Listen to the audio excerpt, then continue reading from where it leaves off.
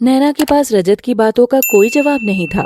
बाकी सबने भी नैना को समझाया और अंत में वो कॉलेज जाने के लिए राजी हो गई। रजत, जिसने बैंगलोर के कॉलेज में अपनी आगे की पढ़ाई के लिए ट्रांसफर प्रोसीजर स्टार्ट करवाया था, उसने कैंसिल कर दिया और दोबारा से कॉलेज ज्वाइन कर लिया। रजत ने घर आकर नैना के कॉलेज ज्वाइन करने की खबर अनुज को बताई, जिसे सुनकर वो भी बहुत खुश हुए। वहीं नीता और रीना का खून खौल उठा। माँ, मुझे ये सब ठीक नहीं लग रहा है। नैना दोबारा से अपनी पुरानी जिंदगी में वापस जा रही है। मुझे डर है कि कहीं वो रजत भाई को फिर से अपने चक्कर में ना फंसा ले। मैं ऐसा कभी नहीं होने दूंगी। नीता की नफरत उसके चेहरे पर साफ नजर आ रही थी। अगले दिन नैना कॉलेज जाने के लिए तैयार होकर बाहर आ गई, जहाँ रेखा, सुभाष और प्रियल उसका इंतजार कर रहे थे। ये क्या पहना हुआ है नैना? तुम ऐसे कॉलेज जाओगी? तो और क्या पहनूंगी? मन में दुख है ये जताने के लिए ये लिबास पहनना जरूरी तो नहीं। मैं तुम्हें ऐसे बिल्कुल नहीं जाने दूंगी। ये कहकर प्रियल नैना का हाथ पकड़कर उसे कमरे में ले गई और एक स्काई ब्लू कलर का सूट निकालकर उसे पहना दिया। तुम ये पहनकर कॉलेज जाओगी, समझी? परवर कुछ नहीं।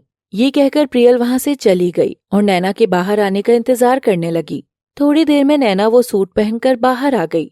इतने दिनों के बाद उसे रंगों में देखकर उसके परिवार वाले बहुत खुश हुए। सुभाष नैना को लेकर कॉलेज चले गए, जहाँ गेट के पास रजत उनका पहले से ही इंतजार कर रहा था। नैना को इस तरह से कॉलेज में आया देखकर उसे बहुत खुशी हुई। बेटा, नैना का ध्यान रखना। Don't worry uncle. सुभाष वहां से चले गए और रजत नैना को लेकर कॉलेज के अंदर चला गया। नैना को आज अपने ही कॉलेज में आकर बहुत अजीब सा लग रहा था, मानो सबकी नजरें उसी पर हों। रजत और नैना दोनों क्लास में चले गए। क्लास खत्म होने के बाद रजत और नैना बाहर आ गए। नैना बहुत चुप थी, जो कि एक वक्त कभी नहीं रहा करती थी। एक पल को रजत को पहले वाले दिन याद आ गए, पर उसने उन यादों को झटक दिया। नैना, चलो ना, कैंटीन चलते हैं, बहुत भूख लग रही है। नैना ने हाँ में सिर हिलाया और चुपचाप रजत के साथ चली गई। कैंटीन में रीना अपनी फ्रेंड्स के साथ पहले से बैठी हुई थी। नैना को रजत के साथ आया देखकर उसे बहुत गुस्सा आया। अभी सबक सिखाती हूँ इसे, मेरे भाई के साथ घूमेगी। रीना अपनी फ्रेंड्स के साथ उठकर नैना और रजत के पास चली गई। हाय नैना। हाय।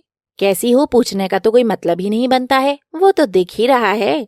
रीना ने रजत पर तिरछी नजर डालते हुए कहा। रीना की बात का मतलब रजत और नैना दोनों अच्छे से समझ गए, पर कुछ नहीं बोले। रीना, तुम्हें कुछ काम था? क्यों? मैं अपनी भाभी से तभी बात कर सकती हूँ जब मुझे कुछ काम हो। हाँ, अगर तुम्हें डिस्टरबेंस हो रहा है मेरे यहाँ रहने से तो अलग बात है। Enough Reena, don't start again. College में किसी भी तरह का तमाशा मैं बर्दाश्त नहीं करूंगा, समझी तुम? मैं क्या तमाशा बनाऊंगी? उसके लिए तो तुम दोनों खुद ही काफी हो।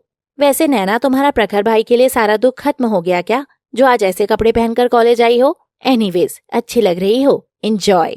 ये कहकर रीना अपनी फ्रेंड्स के साथ वहां से हंसते हुए चली गई।